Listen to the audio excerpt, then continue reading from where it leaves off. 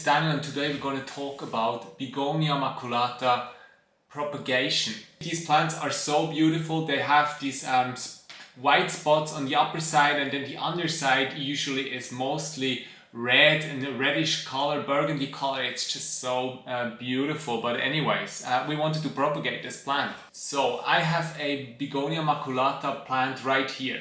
You can see like it doesn't look all too happy. It's not bushy at all. So there might be many different reasons why you want to propagate. In this case, I just want to make sure that this plant doesn't die. How can you propagate Begonia Maculata? You can propagate Begonia Maculata first from stem cutting, so you can just take a cutting of the stem, but you can also propagate begonia from leaf cuttings, and this is really cool because there's very few plants that you can propagate from leaf cuttings. The monsteras and philodendrons you certainly cannot propagate. You always need a node, but here you don't need that. You can just cut off a leaf and then propagate it. Before you get started with propagating any plant, you should get your pruning shears or scissors just ready. And how do you get them ready? You disinfect them. So it's really important to disinfect. I'm using here a disinfectant, so it's just high in alcohol, 99.9%. And you make sure that you apply the alcohol onto the pruning shears or scissors in my case. You just put it on the blades, and afterwards it's important that you wash them again with water, and the blades should then be extremely clean. Alternatively, you can also hold the scissors or pruning shears into an open flame. It will do the same, but maybe a bit more dangerous. After you have disinfected your scissors, you are going for the cut. So I have this Begonia Maculata. I've already cut it previously, and now I'm going to do a cut again. Alright, so when cutting, you just make sure that you get a clean cut as possible. You don't want the wound to be open too much. You want to have like a small surface area where the plant is open.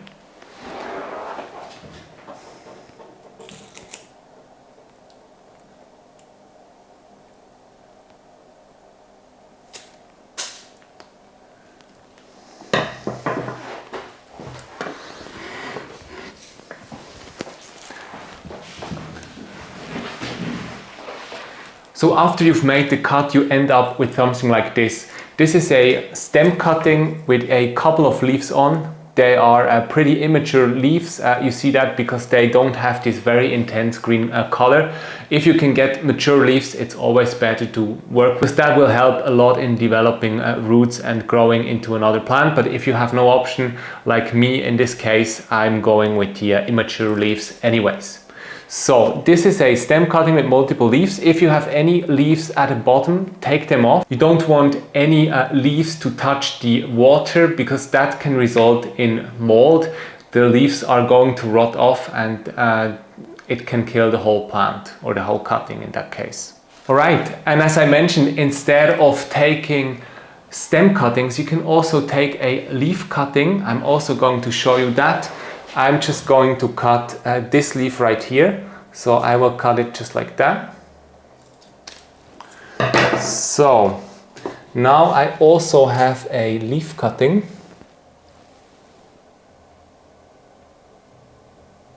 With this cutting, you just have to be careful that the leaf is not touching any water. Probably it's best to put this cutting into sphagnum moss directly, because you can also root your Begonia Maculata in sphagnum moss. So here we have a stem cutting and also a leaf cutting that we've taken from my Begonia Maculata plant right here.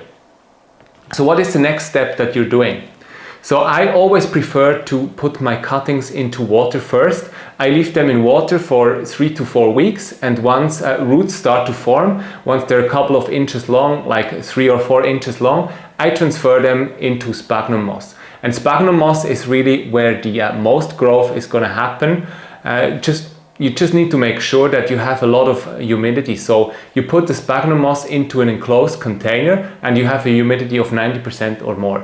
If you have the sphagnum moss just in the open, you have to add water like every couple of days, and it will get dry and crunchy really quickly. Put put the cutting into water for 3 to 4 weeks, and then you transfer it into sphagnum moss for 3 or 4 more weeks until you have like a substantial root system, and then you can transfer your Begonia maculata into soil. Of course, there's also other options. You can root entirely in water alone, or you can put your Begonia maculata cutting directly into the soil. All of these versions will work. You need to find out what works best for you. For me, it's a combination between water and sphagnum moss as mentioned.